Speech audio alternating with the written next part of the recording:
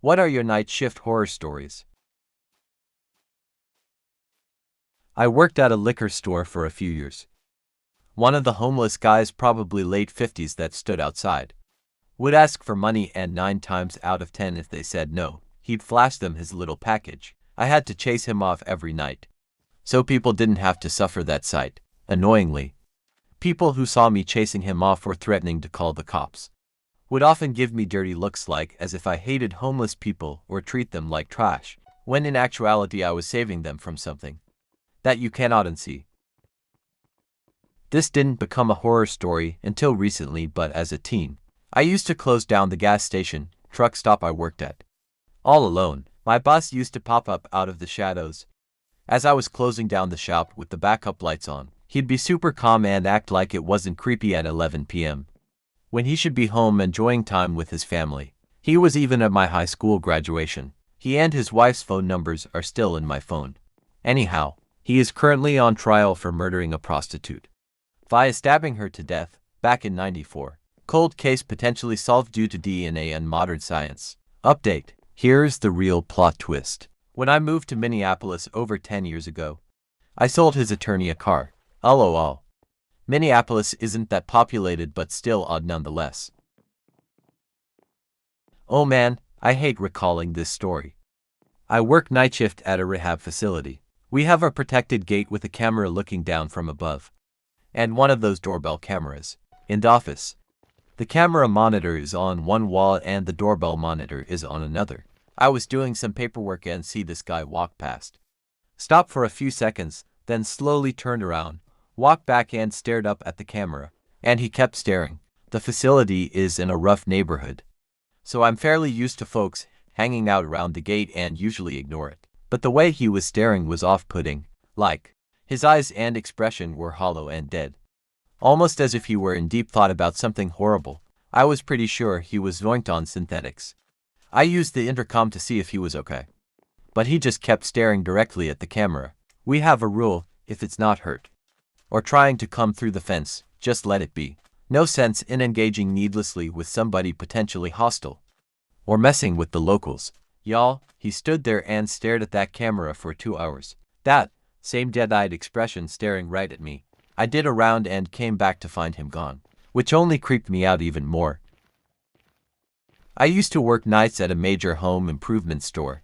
There was one time where for a week or so, our store stayed open 24 hours. For the most part, this wasn't really a problem. Typically, nobody comes shopping for home improvement items at 2 in the morning except that one couple that came looking for marble countertops at 1:30 in the morning, and the woman was wearing a nice dress. I guess there was also that one young lady who came looking for a toilet paper roll holder a little after midnight. I had just gotten off my first break, and she was wearing jorts and one of those white with black belt stereotypical karate outfits. She was oddly specific about which roll holder to get, but the real story lies within the insulation.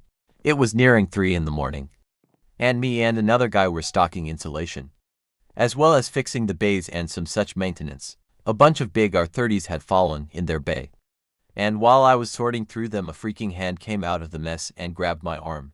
I lost my mind enough for not only the guy I was working with to freak out, but also for my boss, who was across the store, to come check out the commotion. Turns out a homeless drunk guy had come into the store at some point, and I can only assume before the night crew showed up, and had made a nest in the insulation where he fell asleep. The dude was in bad shape too, like far gone into whatever inebriation that we had to call the police to remove him. I was always a little more cautious around the insulation after that, for at least the time the store stayed open 24 hours. I used to work night shift as a care aide in an old folks' home. It was already creepy. The home was an old hospital that was converted. Some jerk kept walking around the courtyard after dark, dressed as the Grim Reaper, knocking on doors. It was actually really scary. He ran off and the facility got a security guard for a few weeks because of it. I was an orderly at a hospital. 2 of us were sitting in the basement office, adjacent to the morgue. A guy passed our office looking at us a little shifty, came back again and asked if we had access to the morgue. We said yes, thinking he was doing a pickup for a funeral home, but that seemed strange given it was a little past midnight. Nope. He wanted to pay us to let him in and leave him alone with the bodies for an hour. We escorted him up to security. Apparently he had tried it in the past, as security recognized who he was. My line of work in the winter for me is plowing and snow removal. It was late and I had been out for over 24 hours at this point. I pulled over into a small cul-de-sac, with the nearest house being over 100 yards away so I could let the truck stay on, so I could stay warm. Six-wheel Mac, the thing is loud. As I'm nodding off, there was a very loud bang and it felt like someone then pulled on my driver's side door handle.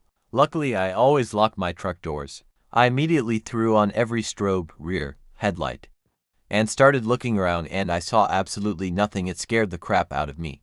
Needless to say, I never sleep anywhere other than lit up parking lots now. I work at a major retail store, and the scariest thing that I have heard was one Christmas Day when the store was closed. The alarm went off. A manager lived down the street, so he had to be the one to go check it out. He came in, shut off the alarm, then checked for any signs that someone had broken. Nothing. He hears a child's laugh. Now, he was alone in the store. No one else was with him. He looks for the kid, but can't find anything. Hears the laugh a few more times, then goes to check the cameras. Nothing. He locked up and refused to go back into the store alone. The only creepy thing I have personally experienced was being on a register, away from most everyone else. I would constantly feel like someone was behind me. It would creep me out in the middle of the night. Years later, I hear someone talking about things falling off the shelves for no reason in one particular spot. We had a remodel, and the spot was where that register had been. I avoid that area at night now. Used to clean a church alone late at night. There was a piano upstairs, which I thought was broken, which was why it was upstairs in the attic. One night I started hearing piano music from the attic. I immediately assumed someone was up there pranking me, so I went up and there was no one. When I turned around to walk away after realizing no one was there, I heard a loud bang behind this metal door, which I assumed was an attic closet. Never worked the night shift again. Asked the one other person that worked night shifts. She confirmed weird things happening were normal. I was working at a middle school as a night shift custodian. I cleaned a long U-shaped wing full of classrooms every weeknight. I'd already locked up one set of doors to the wing, and was about to lock the ones at the other end of the U. I made the full lap around the wing, and I'd been cleaning there all night alone, and came to the end of the hallway where the doors to the rest of the school were. When I shut the lights off, the dark silhouette of what looked like a child ran from across the end of the hallway. From left to right, there were doors down there, but I'd just locked them all up and no one was around. I was so creeped out. I locked the doors connecting the wing to the rest of the school and ran to my car. I always felt like I was seeing things while working there at night, but that was the most visible, for sure thing I saw at that place. I work in a prison. When I was new, I was working overtime one night in a housing unit that has seen a lot of death. It was well after midnight, and all of the offenders were supposed to be in their cells. Since this was a medium security prison, the offenders still had access to leave their cell to use the communal bathroom at night. Well, I was going in for the 2 a.m. count. I watched an offender walk down the stairs from the second level and into the bathroom. I stood at the entrance to the bathroom and yelled in to ask them what cell they were in so I could add an extra body to that cell for my count, but got no answer. I then walked into the bathroom and searched everywhere, but found absolutely nobody. I told one of my coworkers about what happened, and the first thing they asked me was he tall and skinny with long dreads? When I answered yes, I was told, that's Mr. Bones. He unalived himself a few years ago, but he still hangs around. I still get goosebumps thinking about it. I worked for a moving company restocking trucks based on supplies they would need that morning. It's a bad job. Never work for a moving company. Do not do it. Anyways, I'm stocking a truck pulled up to the dock when I realize my vision is getting fuzzy. I'm tired. I rub my eyes. My forearm feels wet, but I figure it's sweat and my vision clears. It happens again. I rub my eyes and my forearm feels wet again. I look at my arm finally to see hundreds of crushed baby spiders. My vision wasn't fuzzy. Baby spiders were crawling on my eyelashes. I was covered in baby spiders. I ran to the nearest water hose and got everything off. The next morning, I had lots of tiny bites on my legs. But otherwise nothing else. I was unloading a truck at this grocery store I worked at. The warehouse was 2 stories tall and rumored to be haunted. It was around 3 a.m. I was completely alone. And I hear clear as day a scream. It sounded like a woman in labor. I call my boss, she tells me to go up and check. I said screw that, and we both go up to check it out. All the rooms were empty, just a few empty boxes. When we got back downstairs, we both heard a loud thump, like something fell down and hit the floor hard. We got out of there fast. Other employees have also claimed to have seen or heard things there. If you guys enjoyed the video, be sure to smash that like and subscribe button.